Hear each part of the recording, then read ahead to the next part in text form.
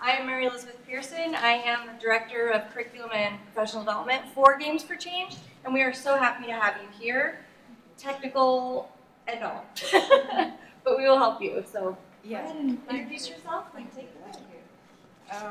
My name is Svetlana Dragayeva, and I run a London-based company, Fountain Digital Labs, and normally we believe that we try creating software for mental health, mostly focusing on dementia, but we also work with children with ADHD, for example. But we would never think of PTSD, to tell you the truth. It has never been our focus, and it was very unexpected for me to become a part of all this. And why I'm saying unexpected is because on March 6th, I remember this day, I was in the US at the VR for Healthcare conference, and Rizzo, who maybe you've heard of, and Walter Greenleaf, both were talking to me and saying, we need to do something. I mean, as you remember, the war started on February 24th. So on March 6th, I could barely actually participate in the conversation, but I was very happy that they were very practical and pragmatic, and this is how this whole project started. And I think it's not only an example of how else you can use virtual reality for therapeutics, but also I think it's a beautiful example of how you can really collaborate on international level, and you don't always need to invent the wheel, but there are so many different projects around the globe, and it's just so good to partner with someone who can help you create something ultimately new. So I'll probably ruin something now, but I'm pressing the button, okay? Press the button. Well, you know all that. You know that, well, as a friend of mine once said, Ukraine is now a country of sick people. And this is very true. There are thousands and thousands of people who will be dealing with, I would say hundreds of thousands of people who would be dealing with all sorts of emotional problems, psychological problems, and of course healthcare problems in general.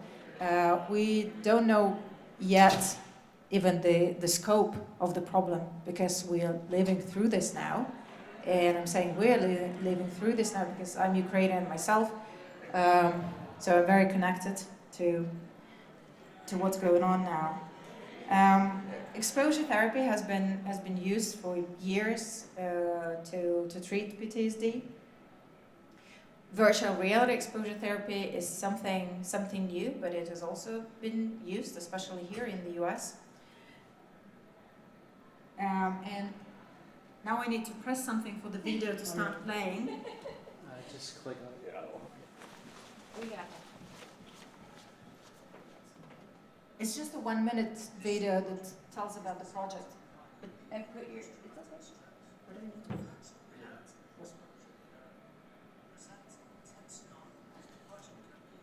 Can you hear anything? Sure. No, not really. Okay. Very quiet. So, Well, with the help of clinicians, using a control panel, the clinician can initiate various situations and control the stimulus in the VR.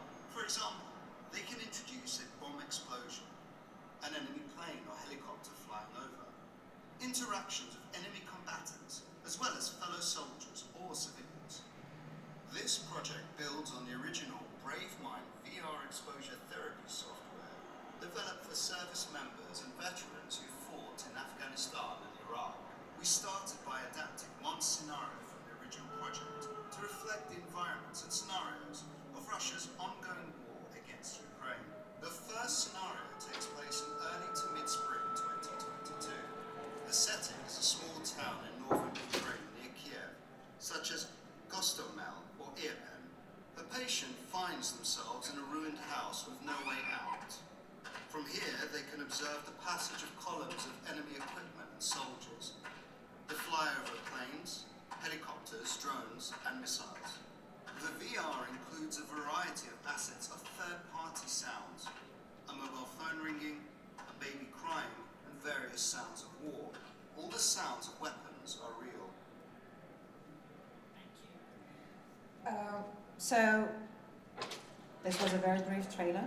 The process that we have right now is that we gather feedback from local psychologists who started working with people with PTSD, both civilians and soldiers, and we use their feedback to write the script. So it's not that we come up with the script ourselves, and I think it's really important to create stuff that actually happens to people there. And I think it will be the first VR exposure therapy that is created for both the army and civilians.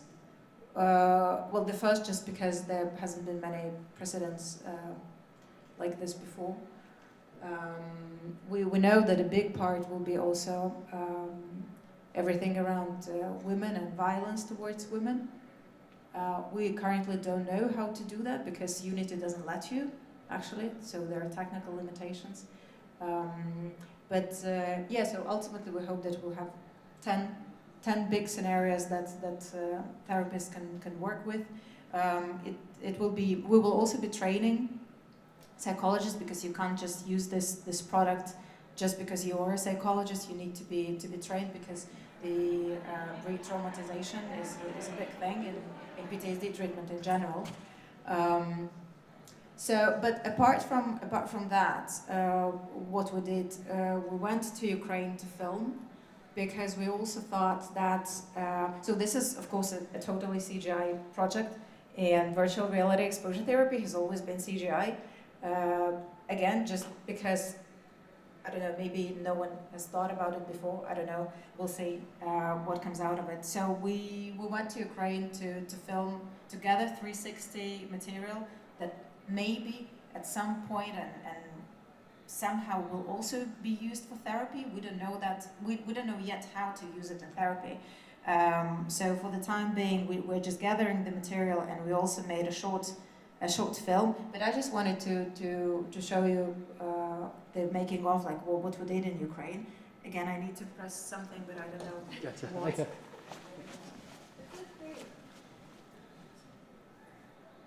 It's clear I work for a tech company, right? I even run it.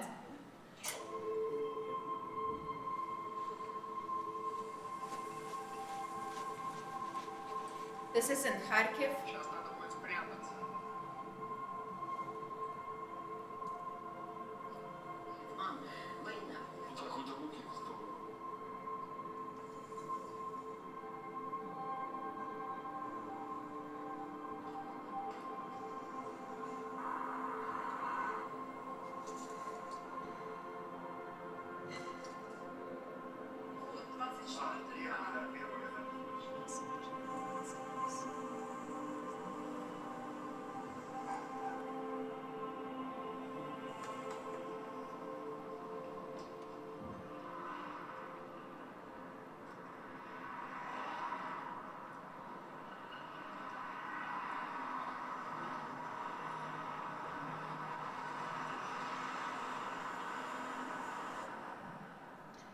This is what it looked like last summer.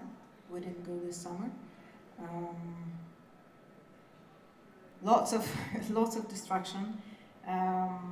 Lots of things you don't really want to see. But again, we think it's important to collect material right now. We hope that it will be used later on for some therapeutic purposes. And what we did with this material is just this is our also creative reframing of what you can do with 360 footage. Is this not another video? Yeah, I learned it. This is just a trailer.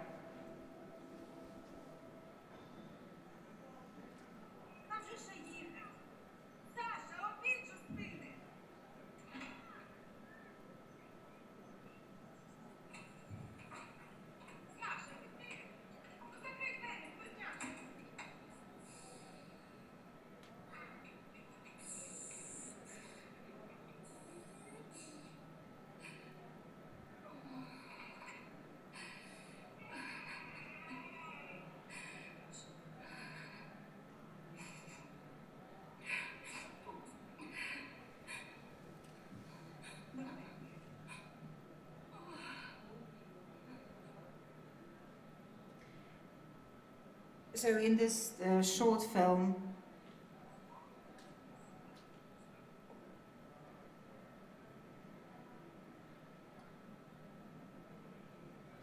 you listen to conversations that could have taken place in those flats during the normal pre-war time. And we collaborated with a scriptwriter and a Ukrainian scriptwriter and Ukrainian artist, and just put this together, and it will be released because, well, we're not there, and we tend to forget that this is what's still happening in the country. So we also try to use VR as a tool to raise awareness, remind from time to time that this is what's happening. Yeah, so thank you very much. Thank you for staying so late. I know the wine is waiting outside, so yeah, but and we're fundraising currently for the big PTSD project. So if you have any good ideas where to raise money, please share. I will be happy to hear that. Yes, but this is all work in progress. We started testing the first 2 scripts already with patients in Ukraine, actually this week.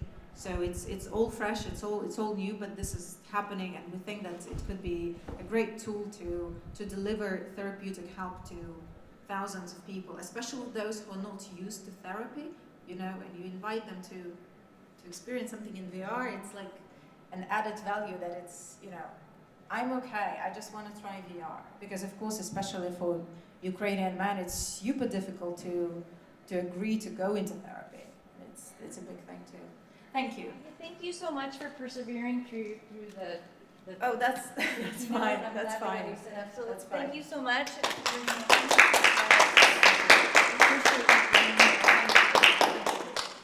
We have one more 10-minute project brief.